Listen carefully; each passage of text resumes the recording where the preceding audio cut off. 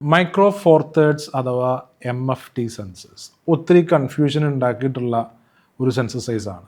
പലപ്പോഴും നമ്മളതിനെ കാണുന്നത് ഒരു ക്രോപ്ഡ് സെൻസർ ആയിട്ടാണ്. സത്യത്തിൽ ഒരു ക്രോപ്ഡ് എന്നുള്ളതിനേക്കാളും വേറൊരു പെർസ്പെക്റ്റീവിൽ മൈക്രോ ഫോർ തേർഡിനെ മനസ്സിലാക്കുന്നതാണ് അതിൻ്റെ ഒരു ശരി. So what we are gonna explore today, എന്താണ് actually MFT? Is it inferior to full frame? Is it okay to buy an MFT sensor? Stay tuned.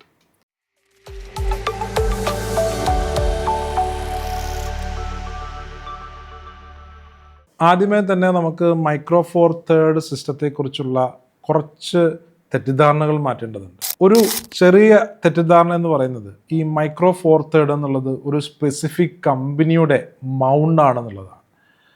പാനസോണിക്കിൻ്റെയോ അല്ലെങ്കിൽ സോണിയുടെയോ അല്ലെങ്കിൽ കാനൻ്റെയോ ഒക്കെ ഒരു സ്പെസിഫിക് മൗണ്ടാണ് MFT എന്നുള്ളതാണ് ജനറലി ഉള്ളൊരു തെറ്റിദ്ധാരണ. സത്യത്തിൽ ഒരു ബ്രാൻഡിൻ്റെയും കുത്തകയല്ല മൈക്രോ ഫോർ തേർഡ് എന്ന് പറയുന്ന സിസ്റ്റം. മൈക്രോ ഫോർ തേർഡ് എന്ന് പറയുന്നത് വളരെ ഇൻഡിപെൻഡൻ്റ് ആയിട്ടുള്ള ഒരു സ്റ്റാൻഡേർഡ് ഗ്രൂപ്പാണ്. It is also known as micro four third standards group. ഈ ഗ്രൂപ്പിലേക്ക് ഏത് ബ്രാൻഡുകൾക്കും ജോയിൻ ചെയ്യാൻ പറ്റും. So it is not owned by any other brand.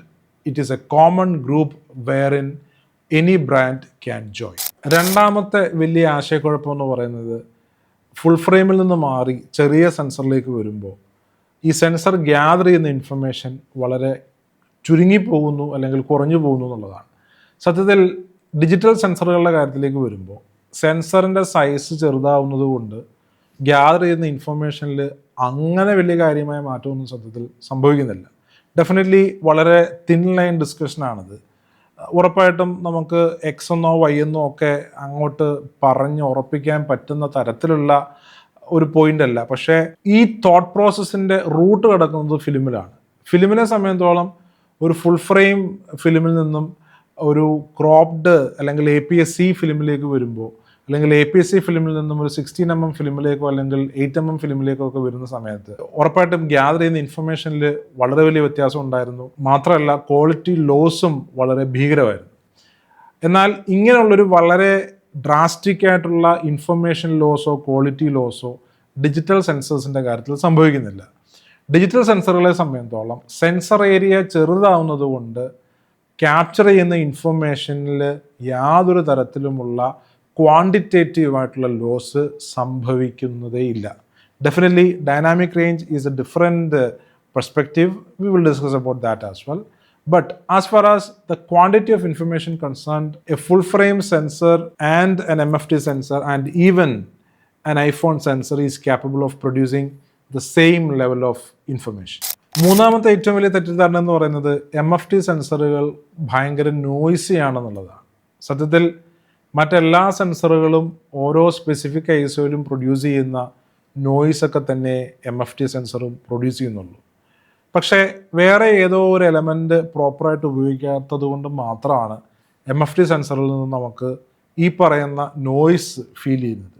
അതിനെ മെത്തഡോളജിക്കലി ഒന്ന് പ്രോപ്പറായിട്ട് കറക്റ്റ് ചെയ്ത് കഴിഞ്ഞാൽ MFT സെൻസേഴ്സിൽ നിന്നും വളരെ ഗംഭീരമായിട്ടുള്ള റിസൾട്ട് നമുക്ക് ഉണ്ടാക്കാൻ പറ്റും. So natively full frame sensors and MFT sensors produces the same amount of noise in different ISOs, and there is no such notion such as MFT is producing more noise compared to full frame. Micro four third sensors actually is aimed to give you a full frame ecosystem experience, keeping it simple, compact and largely mobile. For example ഇത് ഈ ഫ്രെയിമിൽ കാണുന്ന lens ഒന്ന് ശ്രദ്ധിച്ച്. ഇത് ലൂമിക്സിൻ്റെ MFT സെൻസറിന് വേണ്ടിയിട്ടുള്ള 100 to 400 എന്ന് പറയുന്ന റേഞ്ചിലുള്ള ഒരു ലെൻസാണ്. ഇതിൻ്റെ ഇക്വലൻ്റ് ആയിട്ടുള്ള ഒരു ഫോക്കൽ ലെങ്ത് റേഞ്ച് ഫുൾ ഫ്രെയിമിലേക്ക് വരുമ്പോൾ സത്യത്തിൽ നമുക്ക് കിട്ടുന്നത് 200 to 800 mm എന്ന് പറയുന്ന റേഞ്ചാണ്. Look at the size difference. ഈ ഫുൾ ഫ്രെയിം 200 to 800 mm റേഞ്ചിൽ വരുന്ന ലെൻസുകളുടെ സൈസിൽ വരുന്ന വ്യത്യാസം ഒന്ന് നോക്കി. And look at that massiveness of that range, 200 to 800. So ഈ കുഞ്ഞൻ ലെൻസ് 100 to 200 mm എന്ന് പറയുന്ന MFT സിസ്റ്റത്തിലുള്ള ഈ കുഞ്ഞൻ ലെൻസ് നമ്മളൊരു MFT ക്യാമറയിലേക്ക് ഇട്ട് കഴിഞ്ഞാൽ ഒരു വൈൽഡ് ലൈഫ് ഫോട്ടോഗ്രാഫറെ സംബന്ധിച്ചോളം അദ്ദേഹത്തിന് കിട്ടുന്നത് എന്താണെന്ന് ചോദിച്ചു കഴിഞ്ഞാൽ ഈ ലെൻസ് ക്യാരി ചെയ്യാനുള്ള വളരെ ഒരു ഈസി ലൈഫ് സ്റ്റൈലും കോമ്പാക്ട്നെസ്സും കംഫർട്ടബിളായിട്ട് ഷൂട്ട് ചെയ്യാൻ പറ്റുന്ന ഒരു റേഞ്ചും കൂടാണ് അദ്ദേഹത്തിന് കിട്ടുക. ക്യാമറയും ലെൻസും വലുതാവുമ്പോൾ അതിനോടനുബന്ധിച്ചിട്ടുള്ള ആക്സസറികളും വലുതാവാറുണ്ട്. ഫോർ എക്സാമ്പിൾ, വലിയ ക്യാമറ ബോഡി ആണെന്നുണ്ടെങ്കിൽ അത് വെക്കാൻ വളരെ വലിയ ഒരു ട്രൈപോഡ് വേണം. ലെൻസ് 600mm ഫുൾ ഫ്രെയിം ആകുമ്പോൾ അതിനെ സപ്പോർട്ട് ചെയ്യാൻ അതിനാവശ്യം ആക്സസറികൾ ആവശ്യമുണ്ട്. അപ്പോൾ ഇതൊക്കെ ക്യാരി ചെയ്യുക എന്ന് പറയുന്നത് വളരെ വലിയ ഒരു ഹാസലാണ്. അവിടെയാണ് മൈക്രോ ഫോർ തേർഡ് സിസ്റ്റം വളരെ വിജയകരമായ ഒരു ബദൽ ഫുൾ ഫ്രെയിം സിസ്റ്റമായിട്ട് പ്രവർത്തിക്കുന്നത്. 2x ആണ് മൈക്രോ ഫോർ തേർഡ് സിസ്റ്റത്തിൻ്റെ ക്രോപ്പ് ഫാക്ടർ എന്ന് പറയുന്നത്. അതുകൊണ്ട് തന്നെ ഒരു 50mm ഇക്വലൻ്റ് ആയിട്ടുള്ള focal length range micro four third സെൻസറിലേക്ക് വരുമ്പോൾ 25mm ഉള്ള ഒരു ലെൻസ് ആയിരിക്കും. സോ കോമ്പാക്റ്റും മൊബൈലും ആകുന്നതിലൂടെ നമുക്ക് അനായാസേന ട്രാവൽ ചെയ്യാനും എന്നാൽ ഡിജിറ്റലി ഒട്ടും തന്നെ ക്വാളിറ്റിയിൽ കോംപ്രമൈസ് ഇല്ലാതെ ഒരു ഫുൾ ഫ്രെയിം എക്കോസിസ്റ്റത്തിൽ നിൽക്കാനും മൈക്രോ ഫോർ തേർഡ് സിസ്റ്റം നമ്മളെ ഹെൽപ്പ് ചെയ്യും. സോ മൈക്രോ ഫോർ തേർഡ് സിസ്റ്റത്തിൻ്റെ പർപ്പസ് എന്താണെന്ന് ഒറ്റ സെൻറ്റൻസിൽ പറഞ്ഞു കഴിഞ്ഞാൽ, കോമ്പാക്റ്റ് ആയിട്ടുള്ള ലൈറ്റ് വെയ്റ്റ് ആയിട്ടുള്ള ഹൈ ഇമേജ് ക്വാളിറ്റിയോട് കൂടിയ ഒരു ബദൽ ഫുൾ ഫ്രെയിം സിസ്റ്റം തരിക എന്നുള്ളത് തന്നെയാണ്. മൈക്രോ ഫോർ തേർഡ് സിസ്റ്റംസ് എങ്ങനെയാണ് ഫുൾ ഫ്രെയിമിൻ്റെ ഇമേജ് ക്വാളിറ്റി തരുന്നതെന്ന് ചോദിച്ചു കഴിഞ്ഞാൽ, there is a striking optical balance that every micro four third system is trying to achieve by balancing majorly 3 elements. Number 1, the size of the sensor.